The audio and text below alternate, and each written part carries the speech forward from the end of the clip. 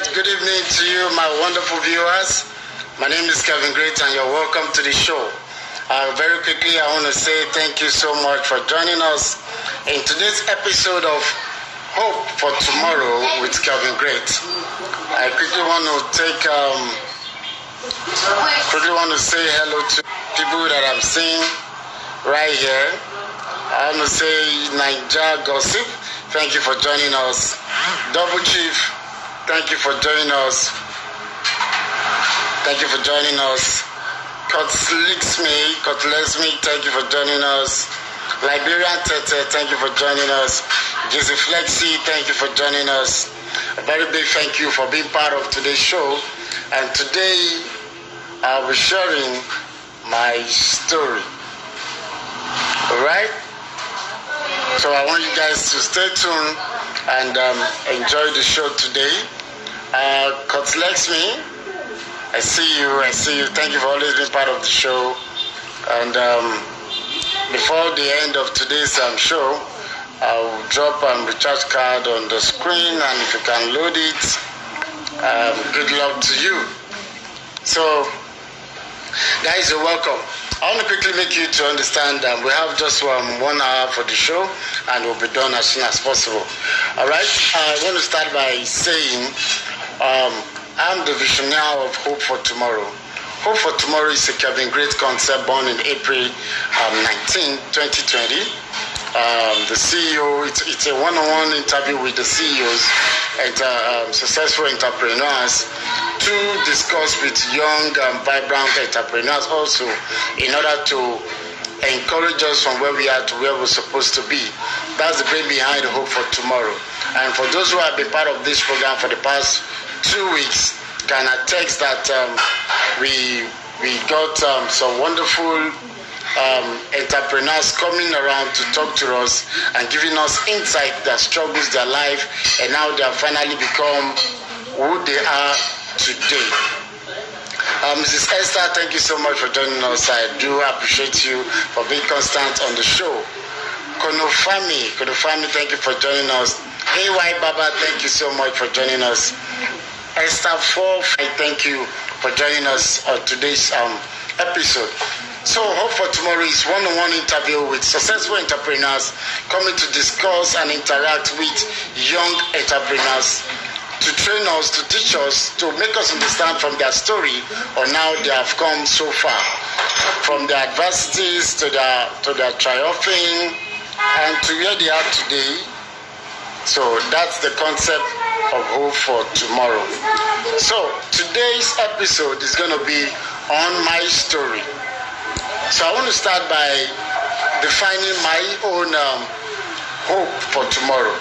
So what do I call hope for tomorrow?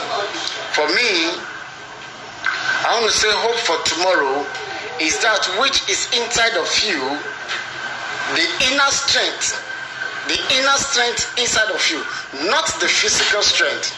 There is a strength that every man has got, which is in the head. There is an inner strength of a man, which is of the inside of that man, that keeps that man going because of what he or she has perceived in the nearest future. The inner strength that keeps you going of your vision in the nearest future, in order for you to get there, that is what I call hope. The hope is of the inside, it's not of the outside. Hope is an inner strength that you have born, that is of the inside, for you to see that tomorrow where you are going to. So there is an inner strength that you work on that does not make you to give up, that makes you to see something brighter at the end of the tunnel. And in order for you to get there, that's hope. So what you see at the end from your inner strength, that is hope.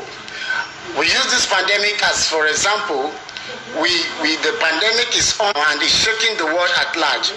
But we know that there is something at the end which is going to bring up the end of this pandemic.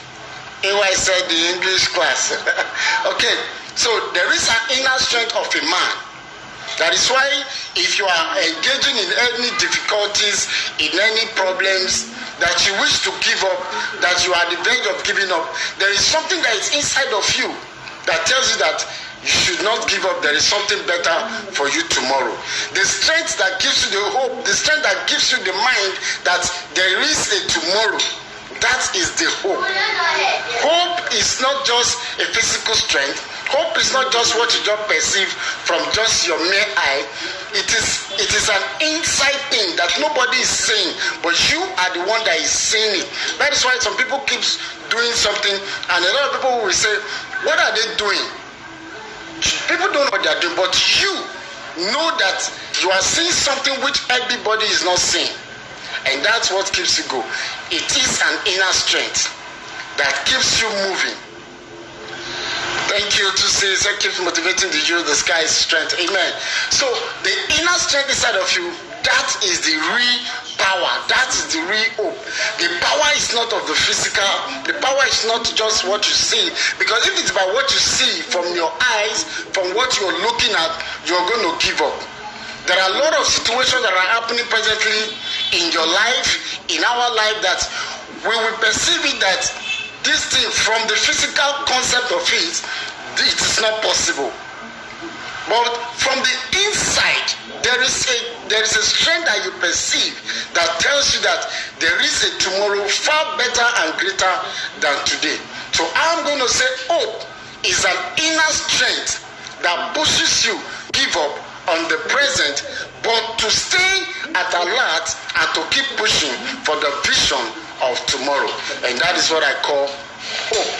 And this concept of this show is hope for tomorrow. So do not give up, because tomorrow has something greater and something brighter. So on today's episode on Hope for Tomorrow, it is my story. It is my story. So I'm going to start by taking this song by Orishifemi. These songs, I listen to this song and it's quite inspirational. Story of my life. Who is going to tell it if I do not do it today? When I'm long gone, who is going to tell the story of my life? So I believe that today in this 1 hour program, I'll be able to share probably a bit or part of my story with you, so you know where I'm coming from and some of the things that keeps me going and a few of my greatest vision in life. So I'll go on this short break and I'll be to start with my story. My name is Kevin Grace. Stay tuned. Go right now and invite your friend. After this program, do not forget, we'll have cards on your screen so you can load this card for subscription. And tomorrow, it's a very big day. We're having a very big concert on this platform tomorrow. So there are going to be a lot of gifts. So please stay tuned as we continue on my story.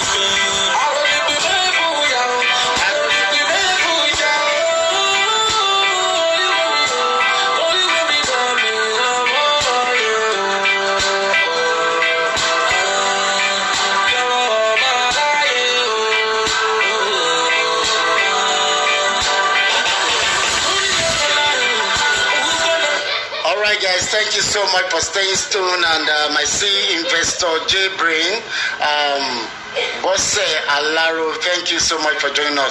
All right, on today's Hope for Tomorrow, it is my story. So I'm going to say this and then we'll move into my story.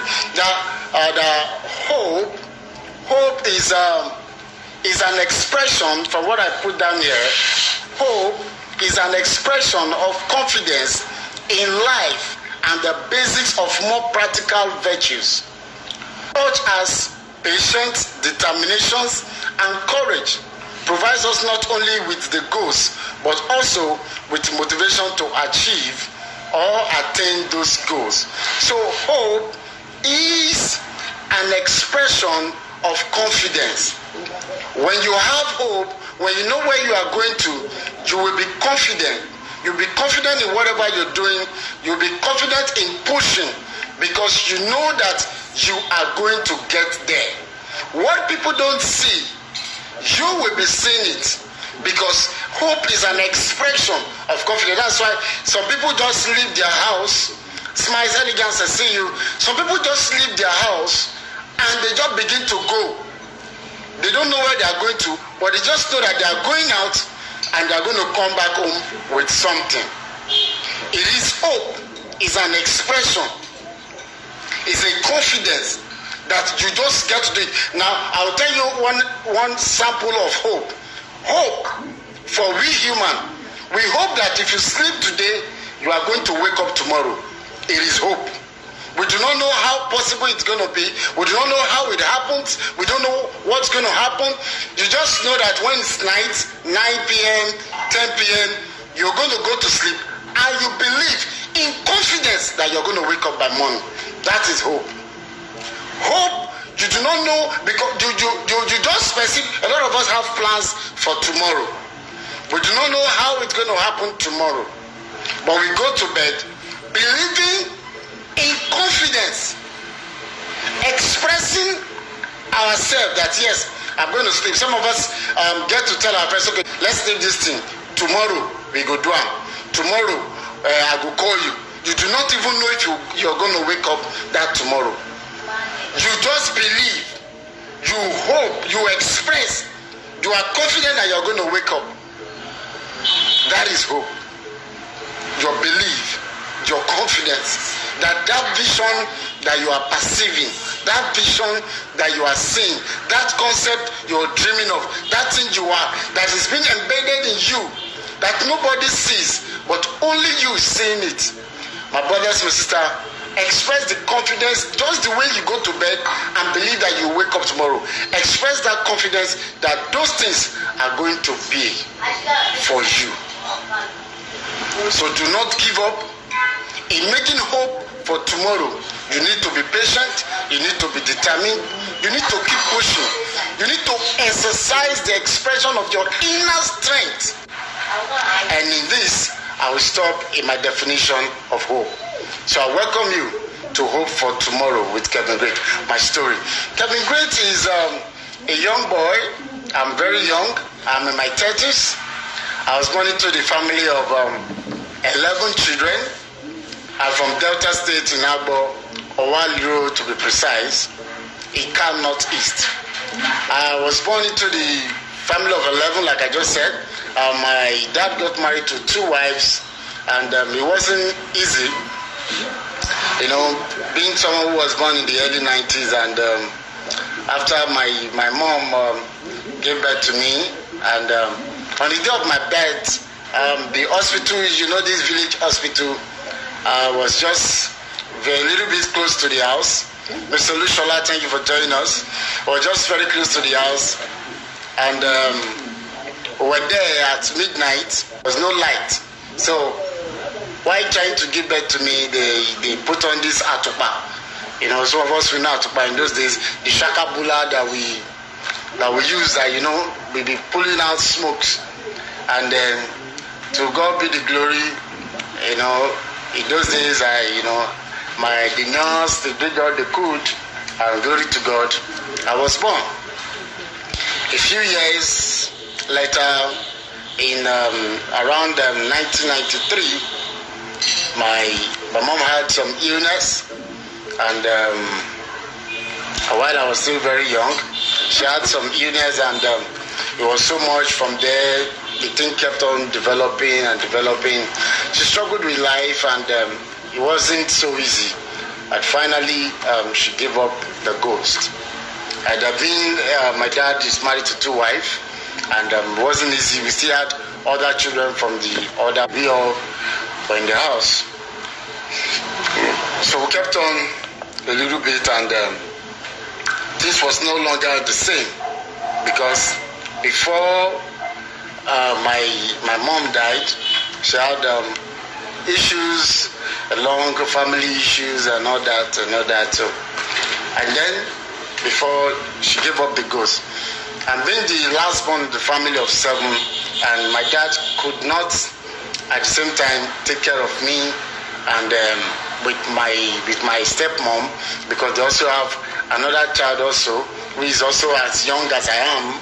So it was summer, and finally we had a family meeting in around 1993, but they had a family meeting, and it was said that who is going to take me, because since my mom could not, my stepmom can't do that because they have another child just like me. And the family meeting was held, and at the end of the day, my auntie, who was a younger sister to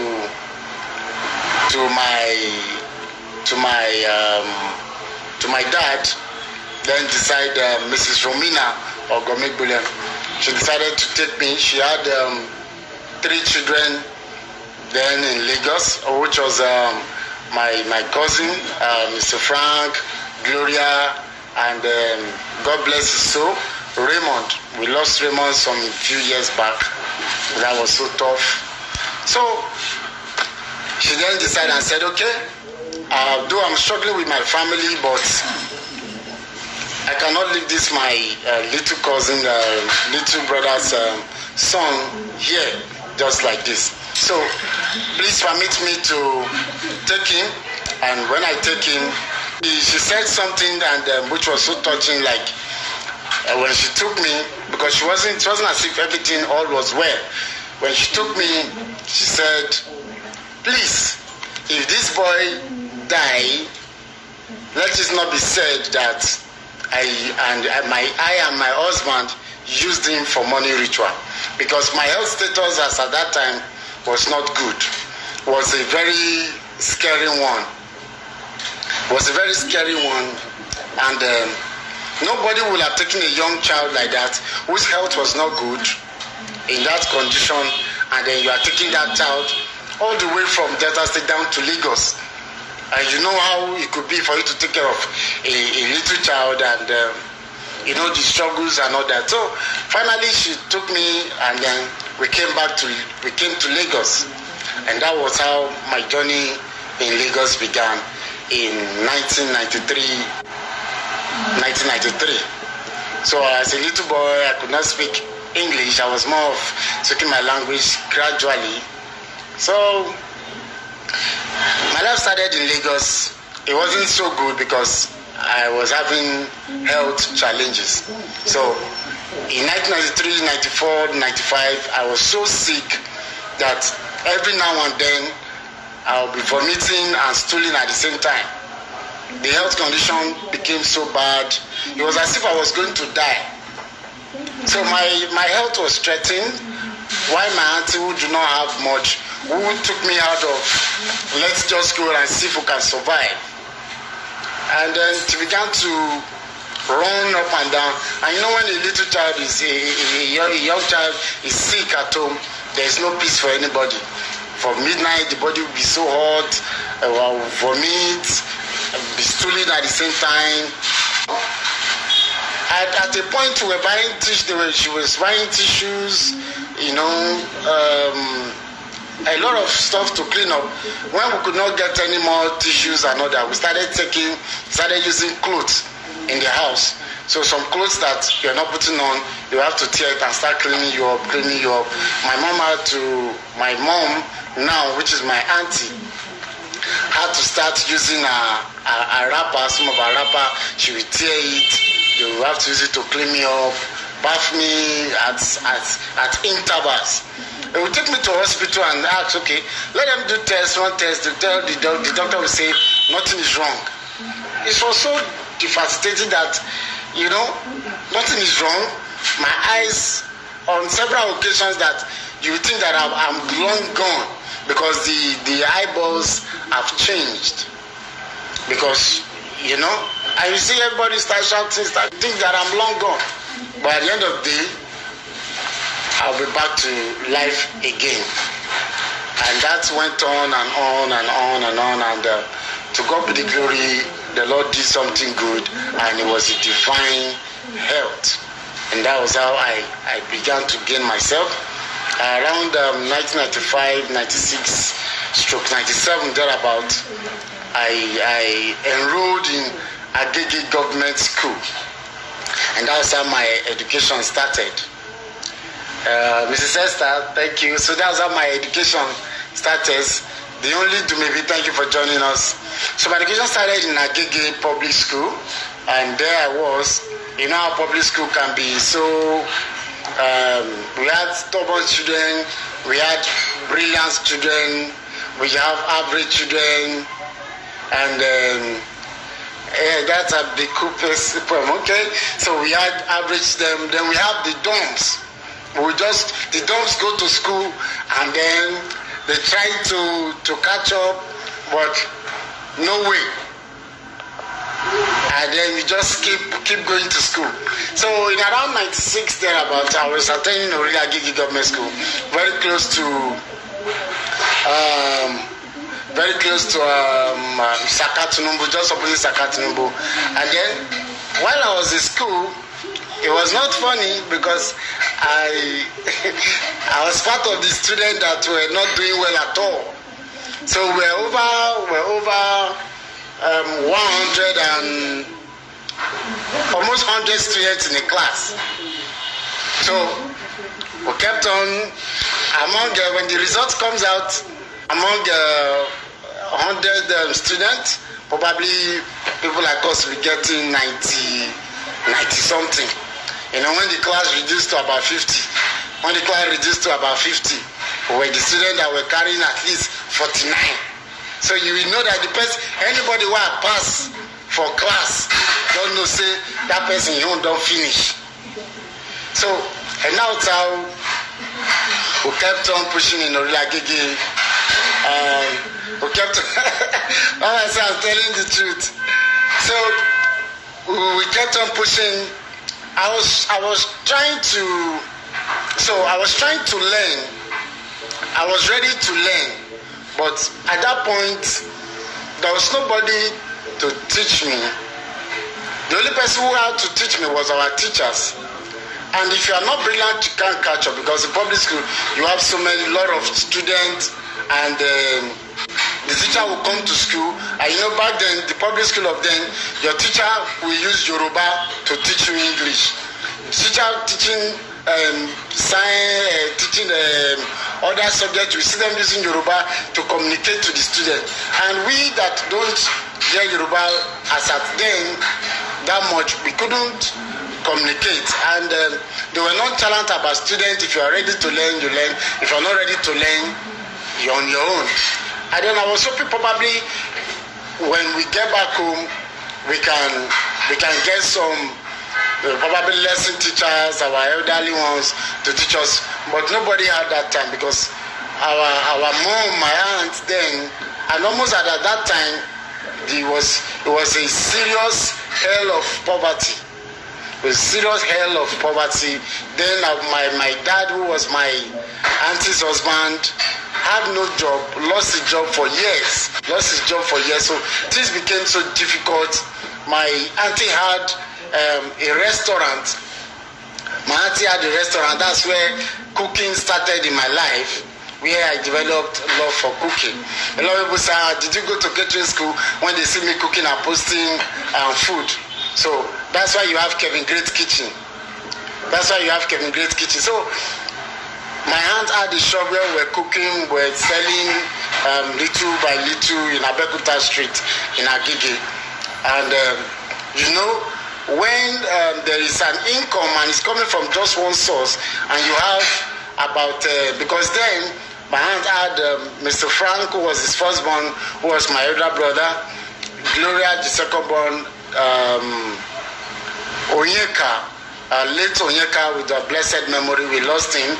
Myself, then people call me Chukweku, which is my native name, Chukweku, and then we had another person who that's my auntie also took and adopted, Femi. He lost his mom also when he was young, so my auntie took him also.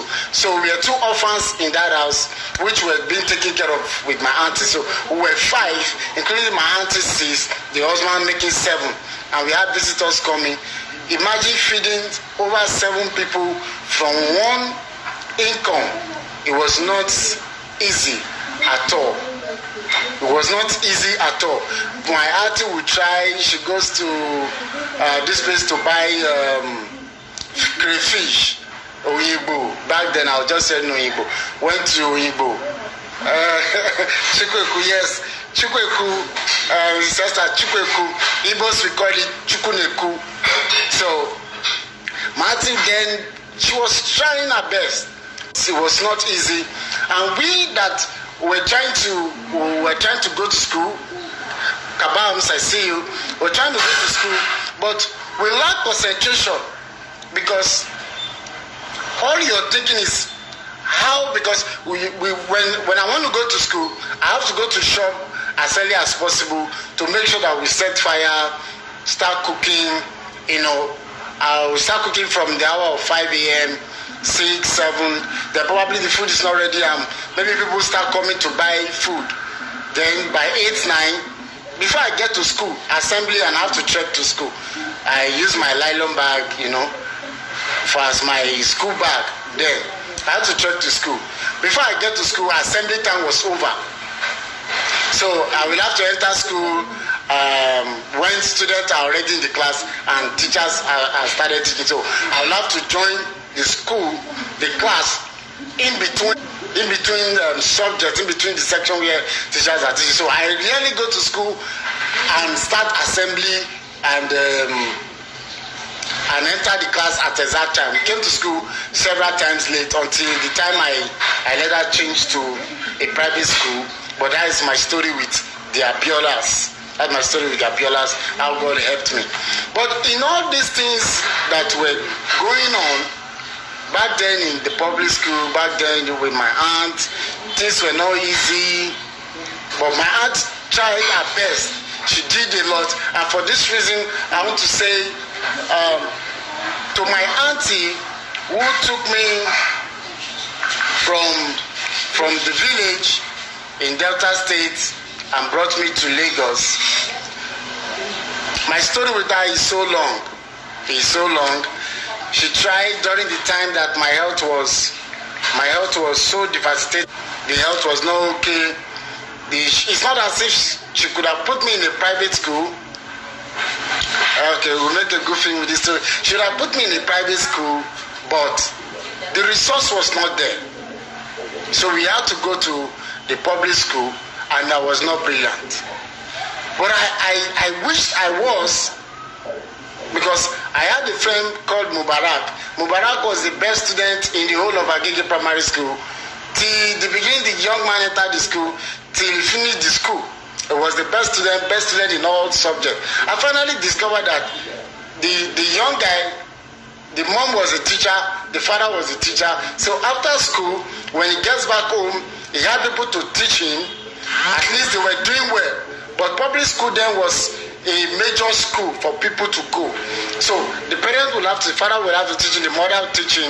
They have an extra lesson teacher at home, and they were doing just, at least that guy, I know they were doing just fine, because when I visit them, they also give me food and they make sure that I'm fine for this. So I know they were doing well.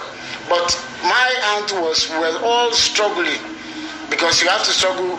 Like me now, I like when we eat together. And from my auntie, you dare not eat alone. We all eat together, because one, there was no much food to be kept for another person. So we have to eat all together. So if you are not at home at the time of eating, your name is sorry. So my aunt did a whole lot to see that we're able to survive all those trying times when our daddy then do not have job. So I want to say to my aunt, if she's anywhere, and this is going to be on YouTube for you to visit. And I want to say to my aunt who took me from the village at the early 90s and brought me to Lagos, I want to say thank you so much, mommy. You played a major in my life, and my story is not complete without you. And I want to quickly use this medium also to say to all the mothers out there, any child that you have found under your care, be it your own child, be it not your own child, I want you to see how possible you can do your best for that child. It might not be your biological child, but know that there is a future bigger than what you are seeing in the present, bigger than the today that you can see. There is something that is called a tomorrow. And that tomorrow could be a time where you never expected. Because every child has a future, except the one that is dead today. But as far as you are not dead, you are alive, there is a future for you. There is something bigger that you cannot imagine. There is a future bigger than your imagination. You can have an imagination of where you will be tomorrow, but there is a plan that God has for you that is bigger than where that imagination is. I want to say to you, if you found any child under your care, under your tutelage, do not maltreat that child. Do not say this child is with me, I will deal with you, I will not take you like my own. Take that child as your own. Treat that child as your own. Because there is a future for that child bigger than what you are seeing today. We have a lot of stubborn children, we have a lot of nonchalant attitude children, but do not give up on them.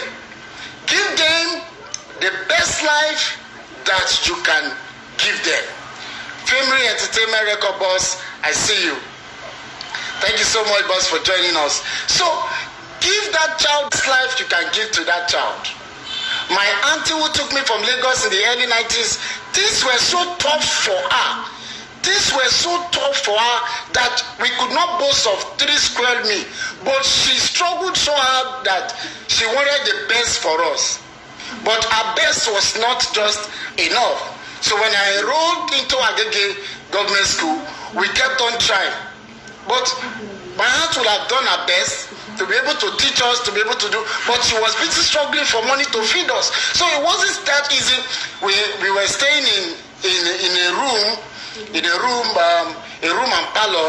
You know how a room and parlor can be that small in those days. So we had to arrange mats for us to sleep in the parlor. So my elder brother, who was my cousin, Mr. Frank, had friends who were coming to squat with us. So in that house we were about like 10 people to 11 people who have to sleep, you have to sleep line by line, just for everybody to be curtailed.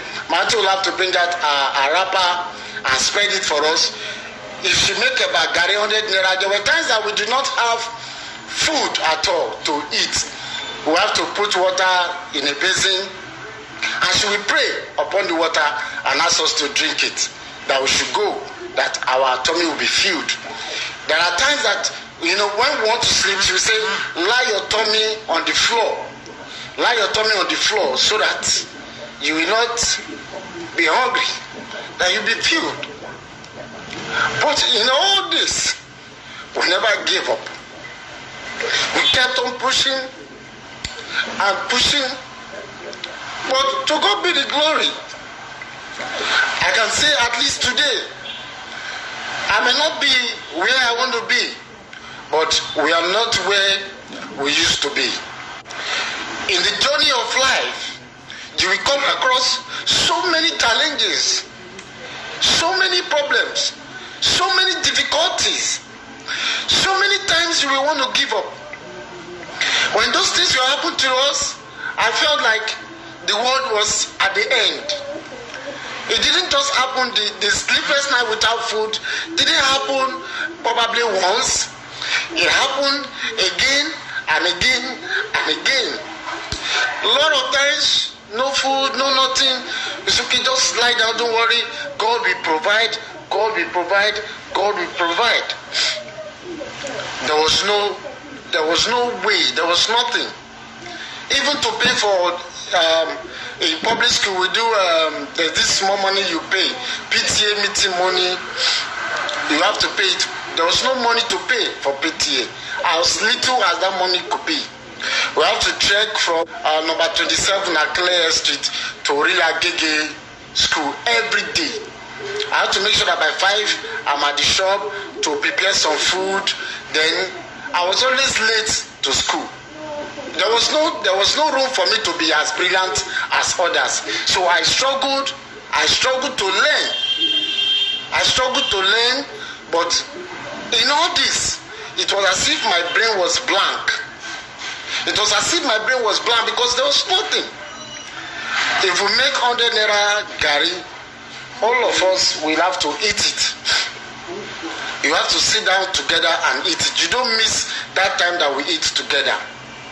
But in all this, my auntie will always pray and always tell us that there is a brighter tomorrow. There is a greater tomorrow.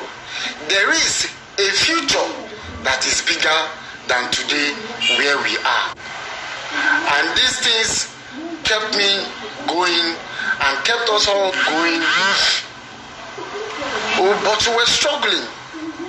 But to God be the glory. I want to thank God that we're not where we want to be, but we are not where we used to be. Life will appear in different faces to you. Do not give up on the time that you are. Do not let anybody tell you that there is no tomorrow. There is a tomorrow. In fact, the tomorrow that is available for you is brighter than what you can ever imagine. As the journey goes by, as the day goes by, as the struggle goes by, we joined a church in the year 2000 and in the year 2000, 2001. But before we joined that, I want to take a break at this junction, and I want to say to my auntie, Mrs. Romina Ogomegbulen, she is the beginning after God of the journey of my life. She took me from the village without hope for nothing, but believing that there is a brighter tomorrow, and brought me to Lagos. To my auntie, who did not give back to me biologically, but she did all she could in her own power to see that we had a good life. But then, I could have said that was a good life, but we knew that it wasn't really a good life, but we're just managing. But she did her best. I want to say to you, ma, you gave me a life. I want to say thank you so much. I pray that the picture and the vision of where we are going and where we are looking to be tomorrow, God's infinite mercy to help us achieve it, so that we can indeed make you proud and a great mother that you are. So ladies and gentlemen, I'll take a big break to take this song and play it. And to all mothers out there, doing great for their children, doing great for those that are not their biological children, helping the less privileged, helping the orphans like myself. I want to say thank you. To the mothers, I want to play this song for you.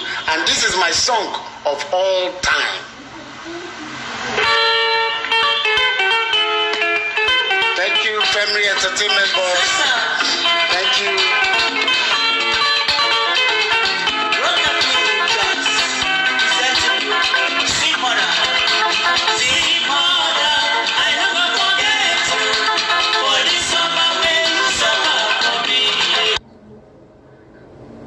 That's together.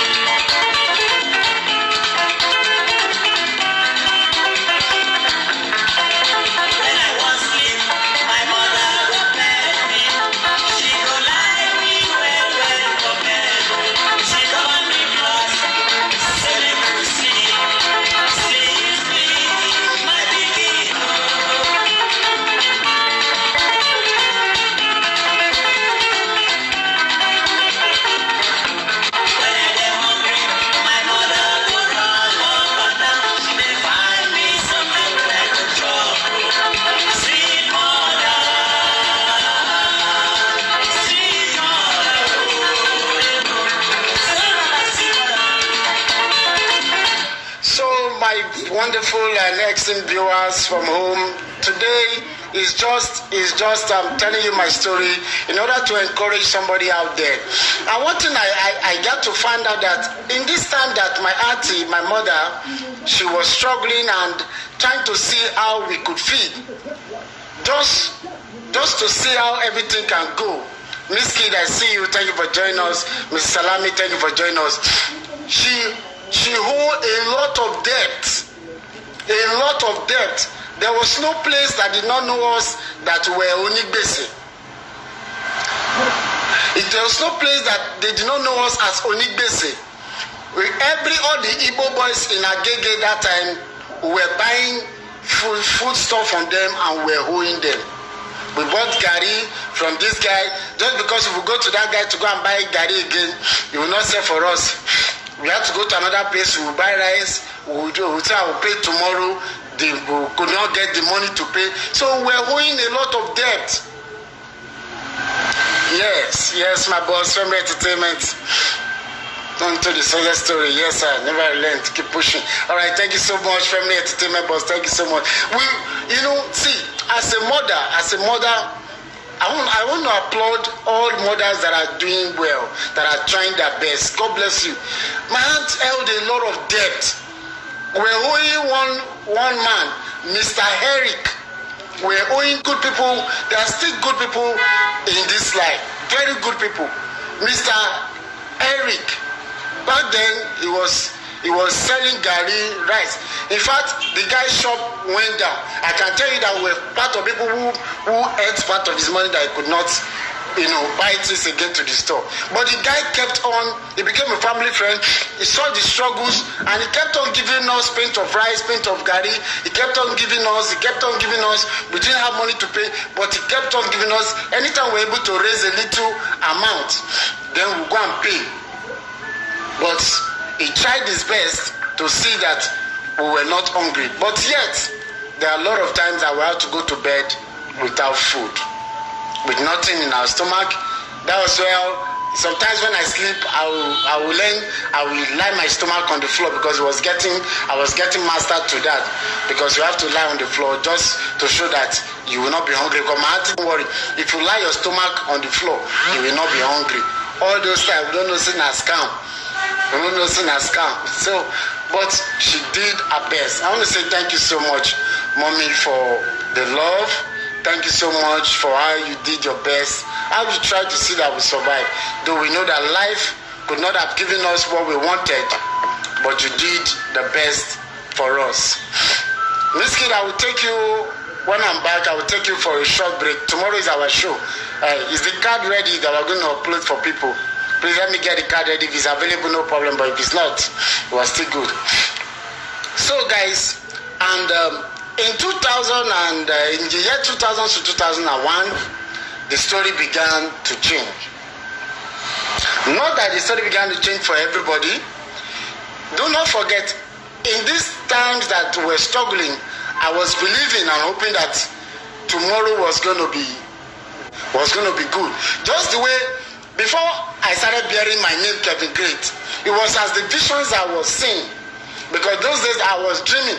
I will sleep. I will see that I went to carry Ghana must go of money from inside the gutter. I was having different kind of dream. I would dream that I carry pounds, I carry dollar. Those were dreams I was dreaming. But I was having a vision that tomorrow was really going to be great. That tomorrow was really going to have a better things ahead for me. And suddenly do I know that God had a better plan. And in 2001, we started a new church, and we came across a prophet called Prophet Dr. David Abiola and his wife, Mrs. Onyechi Abiola. And we were called upon. Back then I was in the children section. We were called to come and pray for our mommy in the Lord. So we began to pray for our mommy. The number 10 child that prayed for the mommy. So we kept praying for the mommy. When it was my turn to pray for the mommy, I prayed, I am Daniel Lionel, just joined us. That is my brother, my cousin. Yes, a guy just joined us. I am Daniel. Lena just joined us. It was the person I was talking about that our mommy took us together. So we're all staying together. Daniel, thank you for joining us. So, and the story began to change when in 2001 thereabout. So I moved to the church, First Anointing Bible Church. Then, and we're called upon to pray for our mother in the Lord. And then we began to pray for her. The first child prayed, the second child, third child. Then when it was my turn, I prayed for the mommy in the Lord. And mommy in the Lord was like, who are you? Who are you? Where is your mom? Where is your, I told her about my mom. So that was my auntie. I was telling her about my auntie. And then she was like, no, but the Spirit of God is revealing to her something else. Then, at the end of the day, she said, when I called my auntie, and then my auntie narrated the story to her that I lost my mom when I was young, and then she brought me to Lagos, that she's my mom, and all that. Then the mama said, yes, that this is what the Spirit of God was saying, that when she wanted to give back to her own child, David, that she had a covenant with God that if she was able to, because she was in labor for about a week, or then about 7 days, that if she was able to deliver that child in peace, that nothing happened to her, that her life was preserved, that she was going to take care of a child who is an orphan. She was going to pay the school fees of a child who is an orphan. And that was how I was the person that was at that moment, was at that place that the prophet was fulfilled. So, and that was how she asked me which school I was. And I told her that I was attending Orila Gege government school. And then she said, okay, what class are you? I said I was in primary 6. Then, so I was about leaving the school. Senior student, I was about leaving the school. And then she said, by this time on Monday, you are starting a private school called Shiloh Hall Nursery and Primary School. So, at the end of the day, on the Monday, I resumed Shiloh Nursery and Primary School. They took me to the school, and when they took me to the school, and the teacher there asked me some few questions and gave me a test. Somebody who was not brilliant in the government school was changed to a private school, and the teacher asked me a question, said, what class are you? I said primary 6. She said primary 6 questions for me. I could not answer anyone. Even my name was difficult for me. So the teacher was amazed, like, how old are you? And you are leaving primary school, you're in primary 6, you can't answer this question. Then the teacher had to set primary 4 question for me. Yet I could not answer the question. Then she had to set primary 2 questions for me. It was difficult. At the end of the day, she called my aunt, the Prince I See You Unlimited. She called my pastor's wife who sent me to the school. And then when she came, she was, what happened? Then she was told that I could not meet up with the question that they've set for me. So the teacher had no choice than to repeat me to primary 2.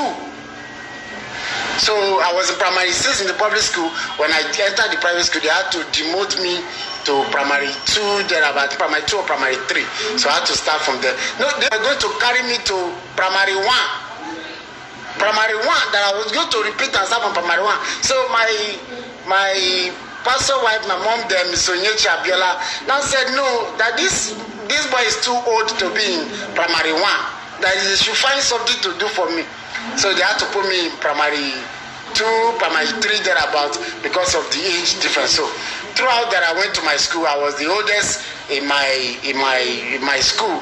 I was the oldest in my school till I graduated and applied for the university.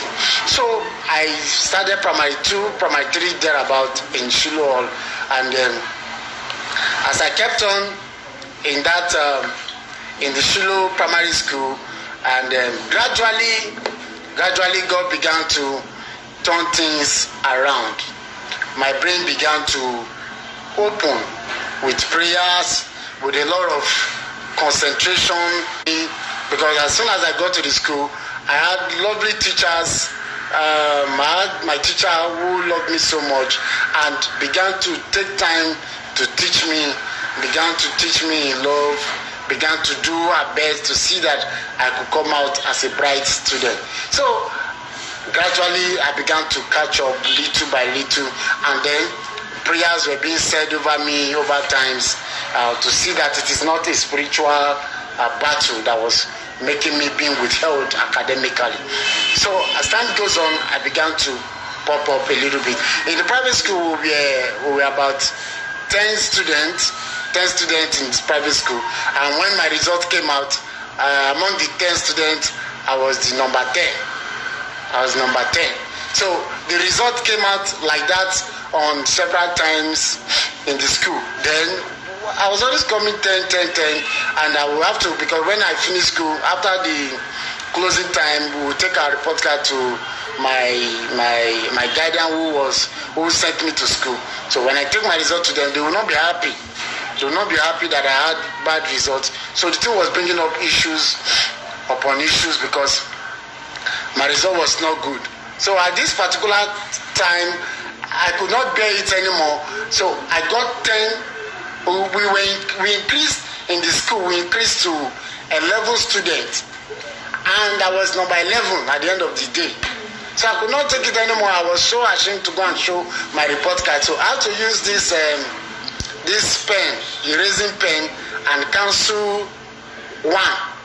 And then with my small brain, I want before one, I cancel one. So I thought by the time I took the report card home, I would tell them that I came out first. When I took the report card to them, when they saw it, they saw first. Little do I know that all the examinations, from your mathematics, your grades, everything was going to be there. So they opened the report card and they were saying fail in mathematics, fail in English, fail in all the old subjects, the greater science and all that. So I was like, they asked me, how did you carry first? When you failed in all the subjects, how come did you carry first? That very day, I got the beating of my life. I got the beating of my life. And in fact, I put on my body that day, because at this point, the person I was talking about, Prophet Dr. David, is a man who is temperamental. You dare not tremble on me, step on his toe, you will get it so hot. You will know that day is like a vampire has come to your doorstep. So at the end of the day, the brain began to open. I began to do well little by little, and at the end of the day, I was able to finish up my school at the Shiloh Nursery and Primary School.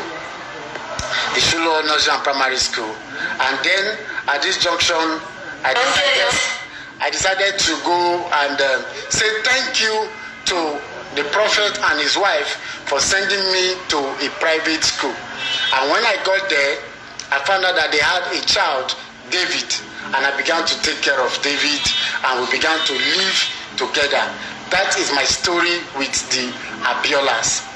Trust me, guys, you would not want to miss my story with that. It's a whole another episode entirely. But our time is fast spent. The program is on 1 hour, and this is exactly 1 hour. So guys, I'm going to be back so that I can give out recharge card, and then we say goodbye for today. So today, I hope you're able to pick something from my story. So I'm going to be back shortly. I'll go offline and come back again. So guys, stay with us. After now, we'll be distributing our recharge card. This is the